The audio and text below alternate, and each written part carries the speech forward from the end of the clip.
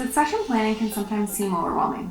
So today we're going to talk about some of the most common mistakes organizations make when developing their succession plans, to hopefully help you avoid making the same mistakes. The first mistake is focusing exclusively on the executive level. It's common for organizations to focus succession efforts on the executive team, and this makes sense given the time and resources required.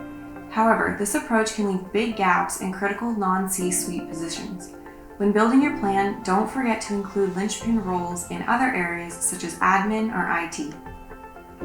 Next is using a one-size-fits-all competency framework. There are a lot of decisions that need to be made during the succession planning process, and it can be tempting to use an off-the-shelf framework to save time and money. However, they are unlikely to fully capture the uniqueness of your organization.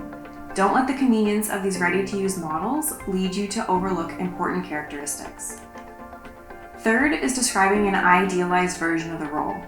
When it comes time to identify which competencies are needed for a given role, there can be a tendency to describe those qualities you'd like to see rather than what is actually needed.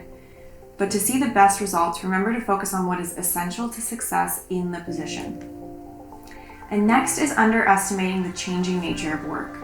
Part of what makes succession planning such a powerful process is that it takes into account future needs. This means taking time to consider how the role will change.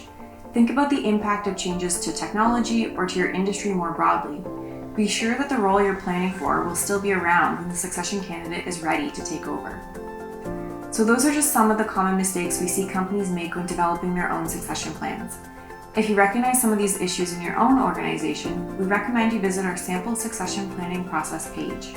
This simple process can help you build a robust succession plan that avoids these common issues. In our next video, we'll talk about some of the mistakes that get made when it comes to implementing the succession plan.